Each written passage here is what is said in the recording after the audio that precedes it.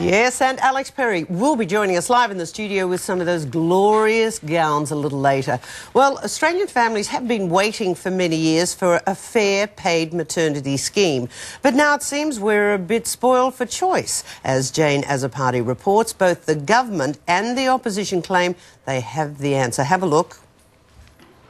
Another 7 months and life could have been that little bit easier for Sarah Van Bentum. We definitely had to think and plan around our finances to look at what our options are going to be once my income stops. Today the government unveiled legislation for paid parental leave to start January 1. Mothers and fathers are going to be able to benefit not only from their employers' paid parental leave but also the government scheme. I don't think anyone is very impressed by this Mickey Mouse scheme.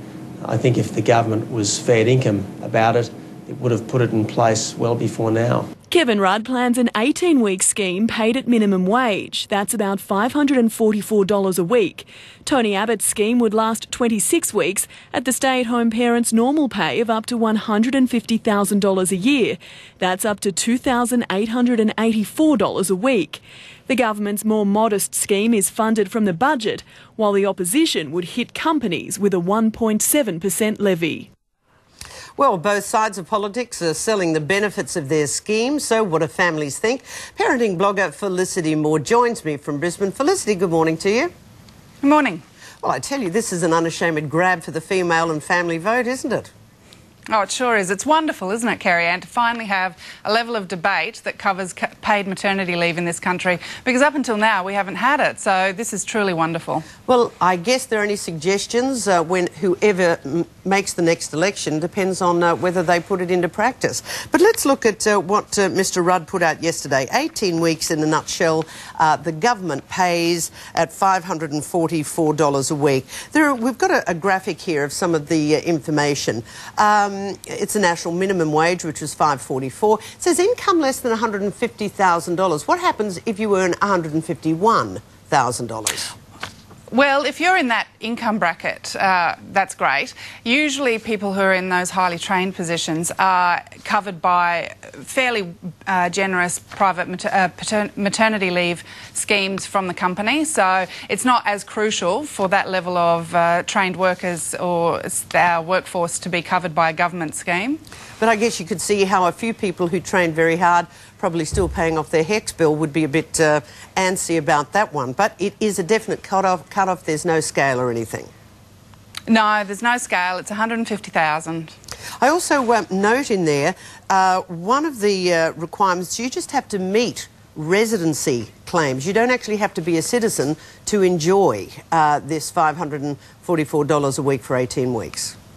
No, well, that's true. It is open to residents. They're eligible for this scheme. And that's actually not too bad a thing because they pay taxes as well. Residents who live here and work here. I mean, this is for working people. Mm-hmm. And when you're working and living here and paying taxes and doing all of those sorts of things, then you are eligible for these schemes. But residents are not allowed to vote.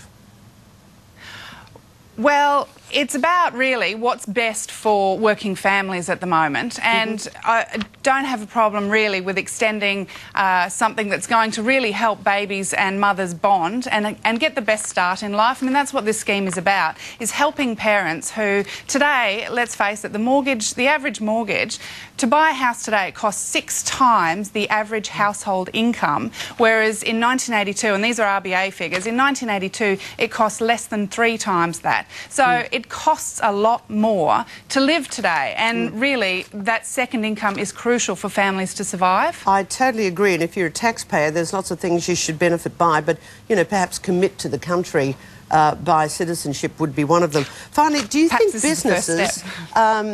businesses, you know, this is great for big business because they can amortise a lot of these costs.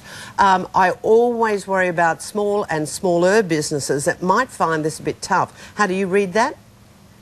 Well, it's estimated that it costs business about $10,000 to replace a worker who leaves the workforce. And at the moment, with parents not being covered by any paid scheme, legislated paid scheme, mothers have to make a difficult choice, usually end up quitting the workforce to have their baby and raise their baby at home. Whereas this way, it leaves the door open for them to return, which means that businesses don't have to replace those trained staff. They can retain skilled labour that they've already invested in. So really, it's about the bottom line.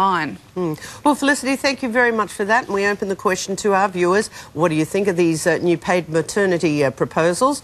A lot of viewers will give us their view. We look forward to getting your response this morning. How would it